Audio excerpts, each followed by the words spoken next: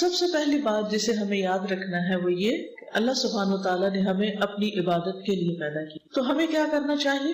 اللہ تعالیٰ کی عبادت کرنی چاہیے. کیا تم دیکھتے نہیں کہ آسمانوں اور زمین میں جو کچھ ہے، آسمانوں اور زمین میں جو کچھ ہے اور فضا میں پر پھیلائے ہوئے پرندے بھی، یہ سب اللہ کی تسبیح کر رہے ہیں. ہر چیز اللہ تعالیٰ کی تسبیح کر رہی ہے.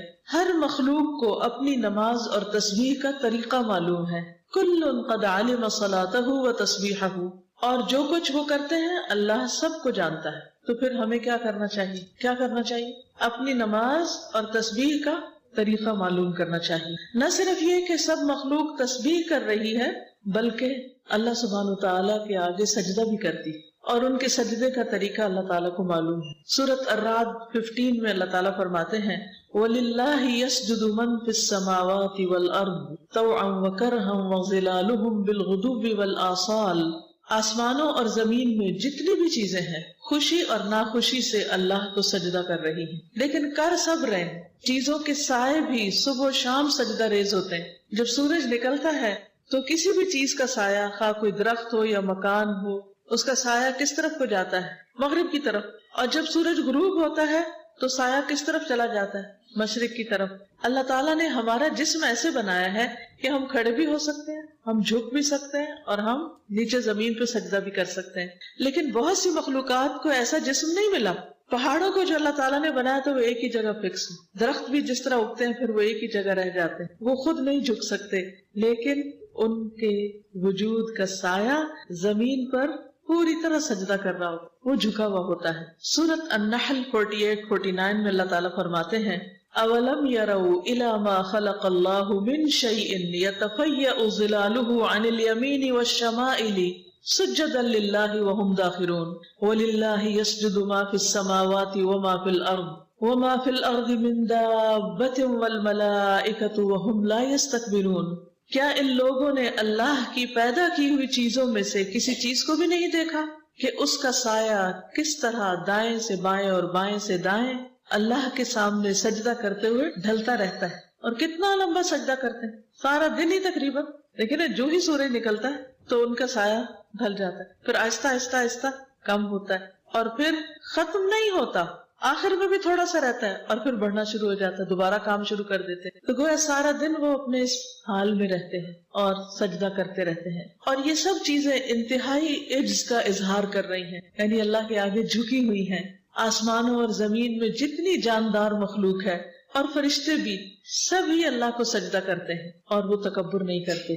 تب آپ دیکھیے کہ زمین کی مخلوق ہو یا آسمان کی ہو، موجودات ہوں، نباتات ہوں، حیوانات ہوں، سب کے سب اللہ تعالیٰ کے آگے جھکے ہوئے ہیں. حتیٰ کہ فرشتے جن کو ہم دیکھ نہیں سکتے ان کے بارے میں اللہ تعالیٰ نے گواہی دی کہ وہ بھی سجدہ کرتے ہیں، وہ بھی جھکتے ہیں. تو اگر ساری کائنات اللہ تعالیٰ کے آگے عاجزی کر رہی ہے، جھکی ہوئی ہے، تو پھر مجھے اور آپ کو کیا کرنا چاہیے؟ کیا کرنا چاہیے؟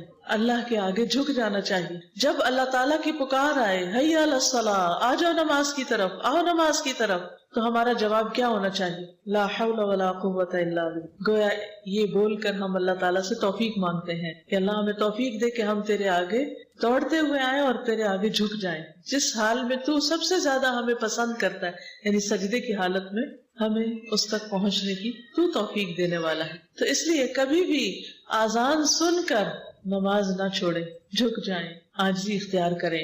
ورنہ کیا ہوگا؟ ساری کائنات تو ایک طرف اور سجدہ نہ کرنے والے دوسری طرف. ساری چیزیں، میجورٹی اللہ کے آگے جھکی ہوئی ہے اور صرف چند انسان دنیا کے جو نماز نہیں پڑھتے وہ اکیلے تنہا رہ جائیں گے اور وہ اپنے انجام کو جا پہنچیں گے. سورۃ الحج آیت نمبر 18 میں اللہ تعالیٰ فرماتے ہیں الم تر ان اللہ یسجد له من فی السماوات ومن فی الارض والشمس والقمر والنجوم والجبال والشجر والدواب وكثير من الناس وكثير حق عليه العذاب ومن يهن الله فما له من مكرم ان الله يفعل ما يشاء. کیا تم دیکھتے نہیں؟ اللہ تعالیٰ بار بار کیا فرمانے؟ کیا تم دیکھتے نہیں؟ غور نہیں کرتے؟ دیکھو تو، آنکھیں تو کھولو، کیا ہو رہا ہے کائنات میں. کیا تم دیکھتے نہیں کہ جو کچھ آسمانوں اور زمین میں ہے، اور سورج، چاند، ستارے، پہاڑ، درخت، چوپائے اور لوگوں کی ایک کثیر تعداد اللہ کے لیے سجدہ کر رہی ہے، تو اے انسان جو سجدہ نہیں کرتا، تجھے کیا ہے؟ تو کیوں نہیں نماز پڑھتا؟ تو کیوں نہیں اللہ کے آگے جھکتا جبکہ باقی سب جھک رہے ہیں؟ اور بہت سے لوگ ایسے بھی ہیں جو عذاب کے مستحق ہو چکے ہیں۔ یہ کون ہے پھر جو عذاب کے مستحق ہوئے؟ جو سجدہ کرنے سے انکار کرتے ہیں۔ یہ بتائیے کہ سب سے پہلے سجدے سے انکار کس نے کیا تھا؟ ابلیس نے۔ تو اللہ سبحانہ تعالیٰ نے اس کے ساتھ کیا معاملہ کیا؟ اللہ تعالیٰ اس سے ناراض ہو کے اس کو وہاں سے نکال دیا اپنے پاس، حالانکہ اس نے اللہ تعالیٰ کو نہیں، اللہ کی مخلوق کو سجدے سے انکار کیا تھا، گویا اللہ سبحانہ تعالیٰ کا حکم نہیں مانا تھا، اللہ کی بات نہیں مانی تھی۔ تو نماز پڑھنے کا حکم کس نے دیا؟ اللہ تعالیٰ نے۔ تو اگر کوئی شخص اللہ تعالیٰ کا حکم نہیں مانتا تو پھر اللہ تعالیٰ نے اس کے لیے کیا تیار کر رکھا ہے؟ اس کی اکڑ کو توڑنے کے لیے آگ تیار کر رکھی ہے۔ اور بہت سے لوگ ایسے بھی ہیں جو عذاب کے مستحق ہو چکے ہیں، اور جسے اللہ ذلیل کر دے پھر اسے کوئی عزت دینے والا نہیں، اور اللہ وہی کرتا ہے جو وہ چاہتا ہے، جو کچھ اللہ چاہتا ہے وہ کر لیتا ہے۔ یہ جو ذلیل کرنے کی بات ہے یہ بھی بڑی امپورٹنٹ۔ سوچئے کبھی ایسا ہوا کہ آپ کو بھری محفل میں کسی نے ڈانٹ دیا ہو تو آپ نے کیسا محسوس کیا؟ سب کے سامنے کیا لگا آپ کو؟ کہ میری بےزتی ہو گئی۔ اس بےزتی کا آپ پر کوئی اثر ہوا؟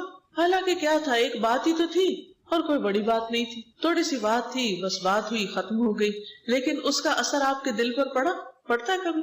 اب مثلاً گھر میں مہمان آئے ہوئے ہوں اور آپ کی امی آپ کو ڈانٹ دیں مہمانوں کے سامنے، تو ہو سکتا ہے کہ ڈانٹ آپ کو بری نہ لگے، لیکن کیا چیز بری لگے گی؟ کہ ان کے سامنے ڈانٹ دیا۔ اگر آپ کے ہسبینڈ آپ کو آپ کے پیرنٹس کے سامنے ڈانٹ دیں تو کیسا لگے گا؟ بہت برا لگے گا۔ اسی طرح اگر آپ کو بھرے بازار میں کوئی پیٹ دے، وہ مارنے لگ جائے، تو آپ کو کیا محسوس ہوگا؟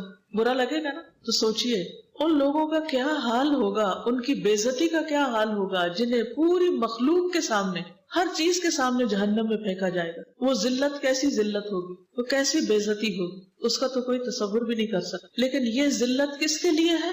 ان لوگوں کے لیے جو تکبر کرتے ہیں، جو اللہ کے آگے جھکتے نہیں ہیں۔ اس لیے ہم دیکھتے ہیں کہ جو اللہ سبحانہ و تعالیٰ کے مقرب فرشتے ہیں وہ سجدے میں پڑے رہتے ہیں۔ کچھ فرشتے ایسے ہیں جو اپنی پیدائش کے دن سے لے کر آج تک صرف سجدے میں انہوں نے سر اٹھایا ہی نہیں۔ کچھ ایسے ہیں جو صرف رکوع میں ہیں، انہوں نے رکوع سے سر اٹھایا ہی نہیں کبھی۔ کچھ ایسے جو ہاتھ باندھ کے کھڑے ہیں اور تسبیح کر رہے ہیں، اور وہ اس سے کبھی رکے ہی نہیں، کنٹینیوس۔ آپ دیکھیں کہ دنیا میں آپ بہترین سے بہترین کیسٹ پلیئر، ریکارڈر، آئی فون، کوئی بھی چیز لے لیں جس پر آپ کچھ پلے کرنا چاہیں تو اس کی ایک لمٹ ہوتی ہے، اس میں کتنا زیادہ ڈیٹا آ جاتا ہے، 64 GB۔ پھر کیا ہوتا ہے؟ وہ بھی بھر جاتا ہے۔ آپ کوئی بھی چیز اگر پلے کرنا چاہیں، ایک دن رات لگی رہے گی، کچھ عرصہ لگی رہے گی، پھر اس چیز کی بیٹری ختم ہو جائے گی، پھر اس میں کوئی خرابی واقع ہو جائے گی، وہ ہیٹ اپ ہو جائے گی اور کام ختم۔ کوئی چیز دنیا میں پرماننٹلی کام نہیں کرتی، لیکن اللہ سبحانہ تعالیٰ کی ایسی مخلوق ہے جو پرماننٹلی بغیر تھکے، وہ تھکتے بھی نہیں، وَهُمْ لَا يَفْتُرُونَ، رکتے بھی نہیں، وہ بور بھی نہیں ہوتے، اور وہ مسلسل نماز پڑھ رہے ہیں۔ انہیں کوئی اور کام کرنے کو ہے ہی نہیں، وہ چاہتے ہی نہیں، اور ان کا کسی اور چیز میں دل ہی نہیں لگتا سوائے اس کے جس کے لیے اللہ نے ان کو پیدا کیا۔ پھر اس کے بعد آپ دیکھیں کہ انسانوں میں سے جو انبیاء ہیں، اللہ تعالیٰ کے محبوب بندے، مقرب بندے، وہ سب سے زیادہ نماز کی فکر کیا کرتے تھے۔ نبی صلی اللہ علیہ وسلم نے فرمایا کہ ان انبیاء پر جب کوئی پریشانی آتی تو وہ نماز کی طرف متوجہ ہوتے۔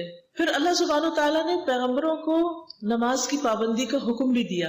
کچھ یاد ہے قرآن مجید کی کوئی آیت کہ کسی پیغمبر کو اللہ تعالیٰ نے نماز کا حکم دیا ہو؟ نبی صلی اللہ علیہ وسلم کو فرمایا گیا وَاسْجُدْ وَاقْتَرِبْ وَاسْتَعِينُوا بِالصَّبْرِ وَالصَّلَاةِ اور وَأْمُرْ أَهْلَكَ بِالصَّلَاةِ وَاصْطَبِرْ عَلَيْهَا۔ یہ کس پیغمبر کو حکم دیا گیا تھا؟ نبی صلی اللہ علیہ وسلم کو۔ حضرت عیسیٰ علیہ السلام کو زندہ رہنے تک نماز کی وصیت کی گئی تھی۔ سورۃ مریم میں اللہ تعالیٰ فرماتے ہیں قال انی عبد اللہ آتانی الکتاب وجعلنی نبیا وجعلنی مبارکا اینما کنت واوصانی بالصلاة والزکاة ما دمت حیا۔ عیسیٰ علیہ السلام نے کہا بے شک میں اللہ کا بندہ ہوں، اس نے مجھے کتاب دی اور مجھے نبی بنایا اور مجھے بابرکت بنایا، جہاں بھی میں ہوں، جہاں بھی میں جاؤں برکتیں ہی برکتیں، اور مجھے نماز اور زکوٰۃ کی وصیت کی جب تک میں زندہ رہوں۔ یعنی زندگی کے آخری لمحے تک نماز کی پابندی. ابراہیم علیہ السلام بھی اپنی اور اپنی اولاد کی نماز کی فکر کرتے ہیں. سورۃ ابراہیم آیت 40 میں آتا ہے رب اجعلنی مقیم الصلاۃ ومن ذریتی ربنا وتقبل دعا. اے میرے رب مجھے نماز قائم کرنے والا بنا دے اور میری اولاد میں سے بھی اے ہمارے رب اور میری دعا قبول فرما. اور بس آپ دیکھیے کہ نماز کی پابندی کی دعا کرتے ہیں، حالانکہ وہ پیغمبر ہیں پھر بھی فکر کرتے ہیں، اور صرف اپنی نہیں اپنے بچوں کی بھی فکر کرتے ہیں. ہم میں سے بہت سے لوگ خود نماز پڑھ لیتے ہیں، بچے سوئے رہتے ہیں، کہتے ہیں ہائے بیچارے، ان کو نہیں اٹھاتے، ان کو نہیں جگاتے. ہم ان کی پڑھائی کی زیادہ فکر کرتے ہیں ان کی نماز سے. کہتے ہیں کہ اگر ان کی نیند ڈسٹرب ہوگی تو پھر یہ پڑھ نہیں سکیں گے، اور اگر پڑھیں گے نہیں تو ان کے نمبر اچھے نہیں آئیں گے، اگر نمبر اچھے نہیں آئیں گے تو اچھی جاب نہیں ملے گی، اچھی جاب نہ ملی تو اچھی جگہ شادی نہیں ہوگی. تو دنیا کے لیے اس قدر بھاگ دوڑ کہ دنیا جنت بن جائے، ہر چیز اچھی ہو جائے، خواہ نماز فوت ہو جائے، خواہ نماز نہ بھی پڑھی جائے. ایک مومن تو ایسا نہیں ہوتا، وہ تو اپنی اور اپنے ساتھ اپنی اولاد کی بھی فکر کرتا ہے کہ وہ نمازوں کی پابند ہو. سورۃ ابراہیم 37 میں وہ کہتے ہیں ربنا انی اسکنت من ذریتی بواد غیر ذی زرع عند بیتک المحرم ربنا لیقیموا الصلاۃ فاجعل افئدة من الناس تہوی الیہم وارزقہم من الثمرات لعلہم یشکرون. اے ہمارے رب بے شک میں نے اپنی اولاد کو اس وادی میں آباد کیا ہے، یعنی ساری دنیا چھوڑ کر بے آب و گیاس بالکل ایک صحرا میں لا کے میں نے اپنی اولاد کو بسایا، جہاں زندگی کی کوئی سہولت نہیں، جہاں کچھ نہیں اگتا. غیر ذی زرع، تیرے حرمت والے گھر کے پاس. کیوں لا کے بسایا یہاں اے ہمارے رب؟ تاکہ وہ نماز قائم کرے. مقصد یہ ہے ان کو ہر چیز سے ہٹا کے یہاں لانے کا کہ یہ تیرے بندے بن جائے، تیری عبادت کریں. آج ہم میں سے کون پیرنٹس ایسے ہیں کہ جو اپنا گھر مسجد کے قریب لیں تاکہ ہمارے بچے سہولت کے ساتھ جماعت سے نماز پڑھ سکیں؟ اور کب کس نے گھر بنا کر یہ کہا اے رب میں نے اپنے بچوں کو یہاں اس گھر میں لا بسایا ہے تاکہ وہ تیری عبادت کریں، اور اس مسجد کے قریب گھر بنایا ہے تاکہ وہ تیری عبادت کے پابند ہوں. اب تو ٹرینڈ یہ ہو گیا کہ لوگ مسجدوں سے دور گھر بناتے ہیں تاکہ وہ مسجد کا شور نہ ہے، وہ اذان کی آواز آتی ہے نا، نیند خراب ہو جاتی، بچے ڈسٹرب ہو جاتے ہیں. پھر جن بچوں کے ہم عیش و عشرت کا اور آرام کا اتنا خیال رکھتے ہیں، بڑے ہو کر وہ ہمارے بھی نہیں رہتے، کیونکہ ہم نے ان کو اللہ کا نہ بنایا تو اللہ تعالیٰ نے ان بچوں کو پھر اپنے ماں باپ کا بھی بننے کی توفیق نہ. تو ہم چاہے گھر بنائیں، چاہے کہیں ٹریول کریں، چاہے کوئی پلان کریں، پروگرام بنائیں، شادی بیاہ پارٹی کچھ بھی، تو اس میں نمازوں کے ٹائم کی پابندی کرتے ہوئے ہر چیز کا خیال رکھیں. پہلا سوچیں کہ نماز کس وقت ادا ہوگی. مثلا سفر پہ آپ چل رہے ہیں، نکل رہے ہیں، تو ٹائم دیکھیں کہ نماز کا وقت تو نہیں قریب، تو نماز پڑھ کے نکلیں. یا پھر بیچ میں روک لیں گاڑی اگر اپنے اختیار میں نہیں روک سکتے تو جہاں بیٹھے وہیں پڑھیں، کیونکہ نماز تو وقت کی پابندی کے ساتھ فرض ہے، وہ تو پڑھنی ہی پڑھنی ہے. ابراہیم علیہ السلام نے اپنے بچوں کی نماز کی فکر کی تھی، لہٰذا آپ دیکھیے کہ پھر بچوں کے اندر کیسا اخلاق پیدا ہوا. ان کے بیٹے اسماعیل علیہ السلام کے بارے میں سورۃ مریم میں آتا ہے 54 اور 55 وَاذْكُرْ فِي الْكِتَابِ اسماعیل. اس کتاب یعنی قرآن مجید میں اسماعیل کا ذکر کیجئے. اِنَّهُ كَانَ صَادِقَ الْوَعْدِ، بے شک وہ وعدے کے سچے تھے. یہ ان کی خاص خوبی بیان کی گئی، وعدے کے بڑے پابند تھے. وَكَانَ رَسُولًا نَبِيًّا، اور رسول نبی تھے. وَكَانَ يَأْمُرُ أَهْلَهُ بِالصَّلَاةِ، وہ اپنے گھر والوں کو نماز کا حکم دیتے تھے. وَالزَّكَاةِ، اور زکوٰۃ کی ادائیگی کا حکم دیتے تھے. وَكَانَ عِندَ رَبِّهِ مَرْضِيًّا، اور وہ اپنے رب کے نزدیک ایک پسندیدہ انسان تھے. تو ایک پسندیدہ انسان کی خوبیاں کیا ہیں، کیا بتائی گئی کہ وہ کیا کرتا ہے؟ صرف خود نہیں، گھر والوں کو بھی نماز کا حکم دیتا ہے، گھر والوں کی نماز کی بھی فکر کرتا ہے. اور پھر پسندیدہ انسان کان صادق الوعد، وعدے کا سچا، جو کہا اسے کر کے دکھایا. پھر آپ دیکھیے ابراہیم علیہ السلام کی بیوی حضرت سارہ. آپ کو معلوم ہے کہ جب حضرت ابراہیم علیہ السلام نے سارہ علیہ السلام کو ساتھ لے کر ہجرت کی، جب ان کو آگ میں پھینکا گیا اور پھر وہاں سے اللہ تعالیٰ نے ان کو بچا لیا، تو پھر انہوں نے اس علاقے کو چھوڑ دیا کیونکہ وہاں رہنے کا کوئی جواز نہیں تھا. تو وہ اپنی بیوی اور اپنے بھتیجے یعنی لوط علیہ السلام کو لے کر نکلے. تو وہ ایک ایسی بستی میں پہنچے جس میں بادشاہوں میں سے ایک بادشاہ یا ظالموں میں سے کوئی ظالم رہتا تھا. اس نے ابراہیم علیہ السلام کے پاس یہ حکم بھیجا کہ سارہ علیہ السلام کو اس کے پاس بھیج دیں، یعنی اپنی بیوی کو میرے پاس بھیج دو تاکہ میں اس کے ساتھ جو چاہوں کروں. کتنا مشکل وقت تھا، تو اب کیا کرتے، بھیجنا ہی پڑا. کیونکہ اگر آپ کسی ملک میں داخل ہو جاتے ہیں تو آپ کو اس ملک کے قانون کی پابندی کرنی پڑتی، اور ویسے بھی وہ ایسا ظالم تھا کہ وہ نہ بھیجتے تو شاید وہ مار ڈالتا۔ اور دیکھ لیجئے ابراہیم علیہ السلام اللہ کے دوست ہیں، لیکن آزمائش کتنی بڑی آ گئی۔ ابھی ایک آزمائش سے نکل کے آ رہے ہیں اور ایک اور آزمائش۔ سوچئے کسی بھی مرد کو اگر یہ کہا جائے کہ تم اپنی بیوی کو میرے پاس بھیج دو، کتنا مشکل وقت ہوگا، لیکن انہوں نے خودکشی نہیں کی۔ سارہ علیہ السلام نے کیا کیا؟ جب وہ لائی گئی اس کے محل میں، جب وہ بادشاہ ان کے پاس آیا تو وضو کر کے نماز پڑھنے لگ گئی، کہنے لگی اے اللہ اگر میں تجھ پر اور تیرے رسول پر ایمان رکھتی ہوں، کون تھے رسول؟ ابراہیم علیہ السلام، تو مجھ پر اس کافر کو مسلط نہ کرنا، تو میری عزت کی حفاظت کرنا۔ تو کہتے ہیں کہ بادشاہ کا سانس گلے میں پھنس گیا اور وہ گر کر ایڑیاں رگڑنے لگا۔ ایک اور روایت میں آتا ہے کہ جو ہی اس نے ہاتھ آگے بڑھا اس کا ہاتھ پتھر ہو گیا۔ یہ کس چیز کا نتیجہ تھا؟ کس چیز کا؟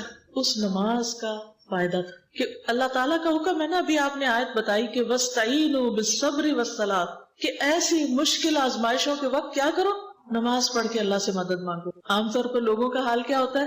جب مشکل آتی ہے سب سے پہلے نماز ہی چھوڑ بیٹھتے ہیں، وہ اتنے پریشان ہوتے ہیں کہ کہتے ہیں ہمیں تو نماز ہی بھول گئی۔ اللہ نہ کرے کہ ہماری زندگیوں میں ایسا کوئی وقت آئے کہ ہم نماز بھولیں یا اس سے کوتاہی کریں یا اللہ تعالیٰ سے ناراض ہو کر اللہ کی عبادت چھوڑ بیٹھے۔ یہ سخت آزمائش ہوتی اور یہ بھی عذاب کی ایک قسم ہوتی کہ جس میں انسان، کئی دفعہ لوگوں نے آپ سے بھی سوال کیا ہوگا، لوگ پوچھتے ہیں کہ آزمائش اور عذاب میں کیا فرق ہوتا ہے، ہمیں کیسے پتا چلے کہ کوئی تکلیف ہمارے لیے آزمائش ہے یا پھر عذاب ہے اللہ کا؟ اگر کسی تکلیف کے آنے پر ہم اللہ تعالیٰ کے اور قریب ہو جاتے ہیں تو یہ آزمائش ہے، اللہ تعالیٰ اس سے درجے بلند کرنا چاہتا ہے۔ وہ کسی گناہ کی سزا نہیں ہے بلکہ کیا ہے؟ ایک امتحان ہے۔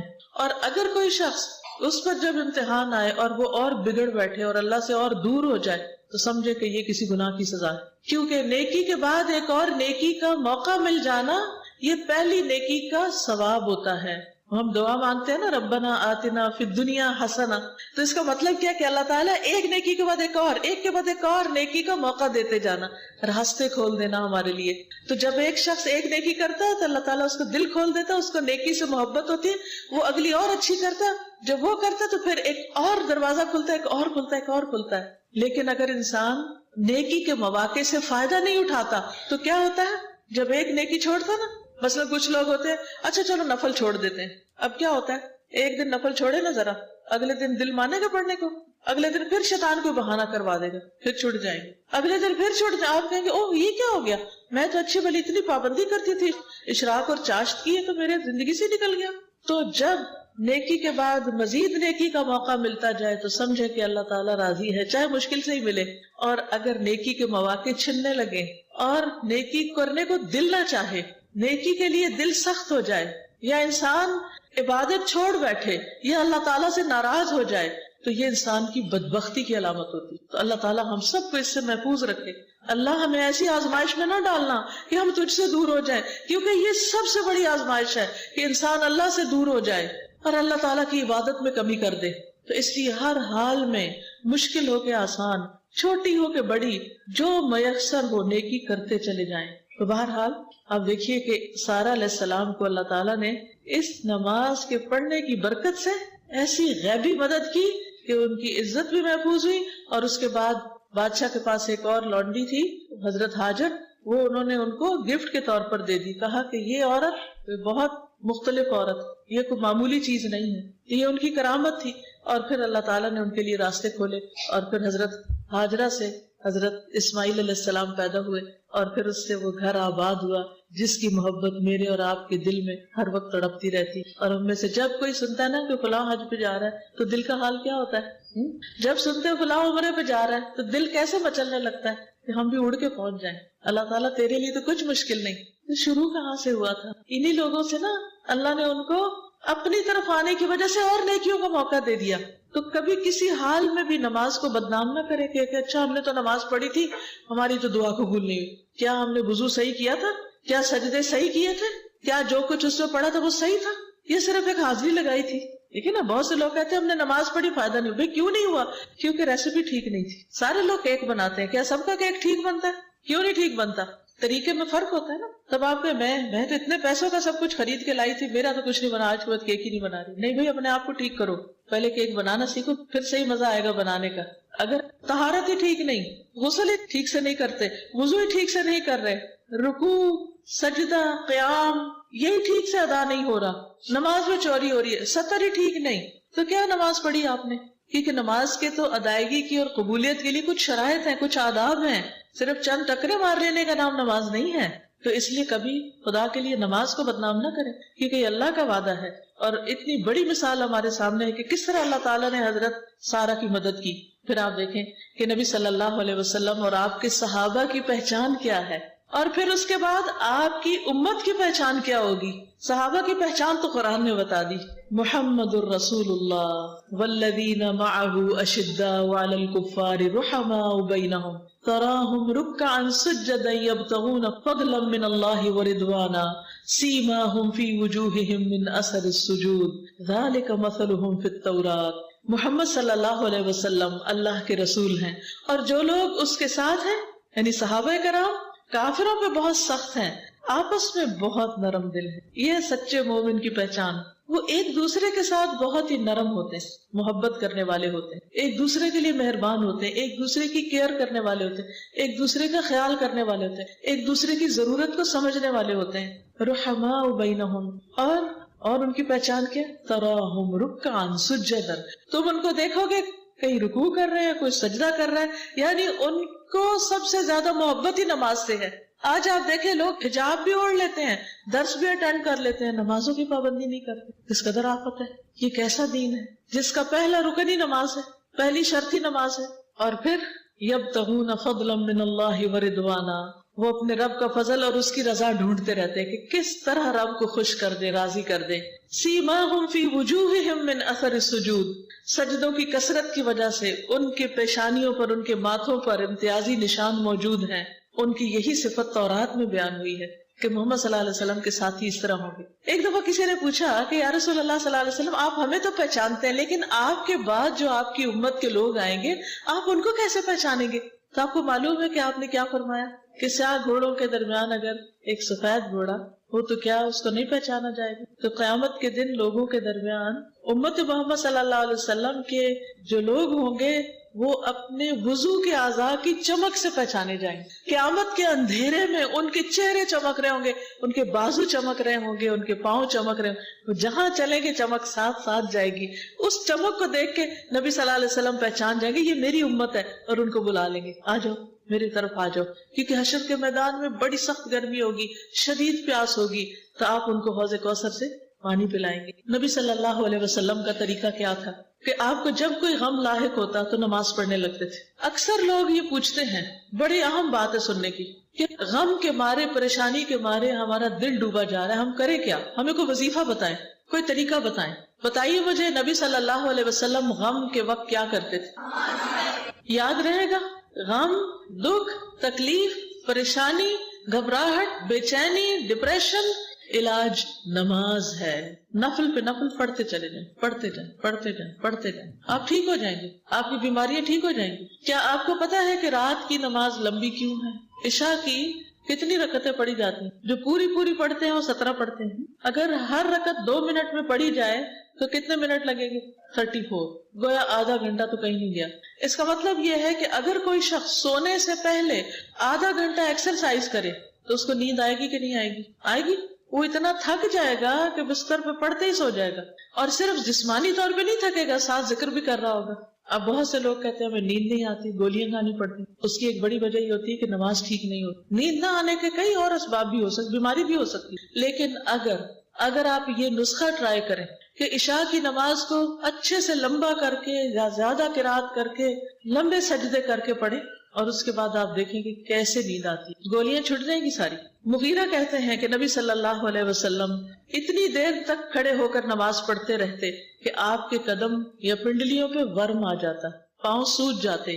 جب آپ سے اس کے متعلق پوچھا جاتا کہ آپ کے پاؤں کیوں سوج گئے ہیں اور آپ اتنا کیوں کھڑے ہوتے ہیں، تو آپ فرماتے کیا میں اللہ کا شکر گزار بندہ نہ بنوں؟ گویا نماز اللہ تعالیٰ کا شکر ادا کرنے کا طریقہ ہے. کیا ہے؟ نماز اللہ سبحانہ وتعالیٰ کا شکر ادا کرنے کا طریقہ ہے. پھر آپ دیکھیے کہ سخت بیماری میں بھی آپ نماز کی فکر کرتے تھے. عبید اللہ بن عبداللہ کہتے ہیں کہ ایک مرتبہ میں عائشہ رضی اللہ تعالیٰ عنہا کی خدمت میں حاضر ہوا اور عرض کیا کہ آپ مجھے رسول اللہ صلی اللہ علیہ وسلم کے مرض الوفات کے بارے میں کچھ بتائیں، کہ جب آپ کا انتقال ہوا تو اس وقت کی کوئی کیفیت بتائیں، کوئی بات بتائیں۔ انہوں نے کہا کیوں نہیں۔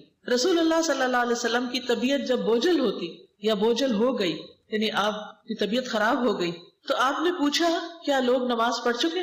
شدید بخار تھا اور آپ ایک غنودگی کی کیفیت میں تھے، ذرا سے آپ کو ہوش آتی تو پوچھتے نماز ہو گئی؟ ہم نے کہا نہیں یا رسول اللہ، وہ آپ کا انتظار کر رہے ہیں۔ تو آپ نے فرمایا اچھا میرے لیے ٹب میں پانی رکھو۔ ہم نے ایسا ہی کیا، نبی صلی اللہ علیہ وسلم نے غسل کیا اور جانے کے لیے کھڑے ہونے ہی لگے تھے کہ آپ پر پھر بے ہوشی طاری ہوگی۔ جب افاقہ ہوا، ہوش میں آئے، پھر پوچھا کیا لوگ نماز پڑھ چکے؟ ہم نے عرض کیا یا رسول اللہ صلی اللہ علیہ وسلم، وہ آپ کا انتظار کر رہے ہیں۔ آپ نے فرمایا میرے لیے ایک پانی کا ٹب رکھو، پھر پانی میں آپ نہائے تاکہ بخار کم ہو جائے، پھر جانے لگے، آپ کو پھر بے ہوشی طاری ہو۔ حضرت عائشہ کہتی ہے کہ لوگ نماز عشاء کے لیے مسجد میں بیٹھے حضور صلی اللہ علیہ وسلم کا انتظار کر رہے تھے، تو رسول اللہ صلی اللہ علیہ وسلم نے ابو بکر کو پیغام بھیجا کہ لوگوں کو نماز پڑھا دیں۔ چنانچہ ان دنوں میں ابو بکر رضی اللہ تعالیٰ عنہ لوگوں کو نماز پڑھاتے رہے۔ ایک دن نبی صلی اللہ علیہ وسلم کے مرض میں کچھ کمی ہوئی، تکلیف میں کچھ کمی ہوئی، تو آپ ظہر کی نماز کے وقت دو آدمیوں کے درمیان نکلے، یعنی دو لوگوں کا ہاتھ پکڑ کے آپ مسجد کی طرف آئے، جن میں سے ایک عباس رضی اللہ تعالیٰ عنہ تھے، آپ کے چچا۔ تو ابو بکر نے جب دیکھا کہ نبی صلی اللہ علیہ وسلم تشریف لا رہے ہیں تو وہ پیچھے ہٹنے لگے۔ نبی صلی اللہ علیہ وسلم نے انہیں اشارہ کیا کہ اپنی جگہ پر ہی رہیں، پیچھے نہ ہٹیں، اور اپنے ساتھ آنے والے دونوں ساتھیوں کو حکم دیا تو انہوں نے نبی صلی اللہ علیہ وسلم کو ابو بکر رضی اللہ عنہ کے پہلو میں بٹھا دیا۔ ابو بکر رضی اللہ تعالیٰ عنہ کھڑے ہو کر نماز پڑھتے رہے اور رسول اللہ صلی اللہ علیہ وسلم بیٹھ کر نماز پڑھنے لگے، دو لوگوں کو پکڑ کر نماز کے لیے جا رہے ہیں۔ ہم میں سے کتنے ہی لوگ ایسے ہیں جن کے گھروں کے ساتھ یا پچھواڑے میں مسجد ہے اور مرد گھر میں نماز پڑھیں یا پڑھ ہی نہیں رہے۔ وہ آپ صلی اللہ علیہ وسلم کے امتی ہونے کا دعویٰ کیسے کرتے ہیں جب وہ آپ کے طریقے پر ہی نہیں؟ آپ نے تو اپنی زندگی کے آخری دم تک نمازوں کی پابندی کی، اور آخری وقت بھی جب آپ دنیا سے بالکل جانے والے تھے اس وقت بھی آپ فرما رہے تھے کہ الصلاۃ الصلاۃ وما ملکت ایمانکم، نماز نماز، اتنی فکر۔ اور آج ہمارا حال کیا ہے؟ چھوٹی چھوٹی باتوں پر نماز کو یا لیٹ کر دیتے ہیں یا پھر پڑھتے ہی نہیں۔ حضرت علی رضی اللہ تعالیٰ عنہ کہتے ہیں کان آخر کلام رسول اللہ صلی اللہ علیہ وسلم الصلاۃ الصلاۃ اتقوا اللہ فیما ملکت ایمانکم۔ حضرت علی فرماتے کہ رسول اللہ صلی اللہ علیہ وسلم کا آخری کلام تھا نماز کی حفاظت کرو، نماز کی حفاظت، اور اپنے غلاموں کے بارے میں اللہ سے ڈرتے رہو، ان پہ ظلم نہیں کرنا۔ ام سلمہ کہتی ہیں کہ رسول اللہ صلی اللہ علیہ وسلم کی آخری وصیت یہ تھی کہ نماز نماز اور اپنے غلاموں کے ساتھ حسن سلوک کرنا۔ یہی کہتے کہتے آپ کا سینہ مبارک کھڑکھڑانے لگا اور آپ کی زبان رکنے لگی، اس کے بعد آپ نے نہیں کچھ فرمایا۔ آپ سوچئے ذرا کہ دنیا سے جا رہے ہیں اور نماز نماز کی پکار دے رہے ہیں۔ کیا ہم آپ پر ایمان رکھتے؟ آپ کو اپنا نبی مانتے ہیں، رسول مانتے ہیں؟ پھر آپ کے احکامات کو کیوں نہیں مانتے؟ اگر آج ہم وضو نہیں کرتے، نماز نہیں پڑھتے، تو کل یہ آزار نہیں چمکیں گے تو پروفٹ ہمیں کیسے پہچانیں گے؟ ہم خود جا کے کہیں گے میں آپ کی امتی تھی، مجھے بھی پہچان لیں؟ نہیں، یہ نشان ساتھ لے کے جانے ہوں گے، یہاں نمازیں پڑھ کے تیاری کر کے جانا ہوگا۔ پھر یاد رکھیے کہ نماز اسلام کا دوسرا رکن ہے۔ بنی الاسلام علی خمس، شہادت اللہ الہ الا اللہ وان محمد رسول اللہ واقام الصلاۃ وایتاء الزکاۃ وحج البیت وصوم رمضان۔ رسول اللہ صلی اللہ علیہ وسلم نے فرمایا اسلام کی بنیاد 5 چیزوں پر ہے، 5 pillars of اسلام۔ یہ گواہی دینا کہ اللہ کے سوا کوئی معبود نہیں اور یقیناً محمد صلی اللہ علیہ وسلم اللہ کے رسول ہیں، اور نماز قائم کرنا اور زکوٰۃ ادا کرنا اور بیت اللہ کا حج کرنا اور رمضان کے روزے رکھنا۔ لیکن عبادات میں اس کا پہلا درجہ ہے، یعنی اسلام کے پلرز میں سیکنڈ، لیکن جب عبادتوں کی بات ہوگی تو ہمیشہ اس کا ذکر سب عبادتوں سے پہلے آتا ہے۔ مثلاً قرآن مجید میں آتا ہے وَمَا أُمِرُوا إِلَّا لِيَعْبُدُوا اللَّهَ مُخْلِصِينَ لَهُ الدِّينَ حُنَفَاءَ وَيُقِيمُوا الصَّلَاةَ وَيُؤْتُوا الزَّكَاةَ وَذَلِكَ دِينُ الْقَيِّمَةِ، اور انہیں اس کے سوا حکم نہیں دیا گیا کہ وہ اللہ کی عبادت کریں، اس حال میں کہ اس کے لیے دین کو خالص کرنے والے ایک طرف ہونے والے ہوں، نماز قائم کریں اور زکوٰۃ دیں، یہی مضبوط دین ہے۔ یعنی نماز کے بغیر دین کا کوئی کانسیپٹ نہیں۔ ایک شخص سارے کام کرتا رہے، لوگوں سے بھی بڑا اچھا ہو، لیکن نماز نہ پڑھے تو اس کو دیندار نہیں کہا جا سکتا، اس کے باقی عمل بھی کہیں ضائع نہ ہو جائے۔ سورۃ البقرہ میں اللہ تعالیٰ فرماتے ہیں وَأَقِيمُوا الصَّلَاةَ وَآتُوا الزَّكَاةَ وَارْكَعُوا مَعَ الرَّاكِعِينَ، اور نماز قائم کرو اور زکوٰۃ ادا کرو اور رکوع کرنے والوں کے ساتھ مل کر رکوع کرو، یعنی جماعت کی نماز کی بھی پابندی مردوں کے لیے خاص طور پر۔ نماز کو اسلام کا ستون قرار دیا گیا اور بنیادی تعلیم میں سے اہم ترین عبادت، اہم ترین کام بتایا گیا۔ رسول اللہ صلی اللہ علیہ وسلم نے فرمایا اسلام کا حصہ 3 چیزیں ہیں، نماز، روزہ اور زکوٰۃ، اور اس میں بھی آپ دیکھ رہے ہیں کہ نماز سب سے پہلے اس کا حکم۔ آپ دیکھیے کہ باقی چیزوں کا حکم زمین پر آیا ہے، نماز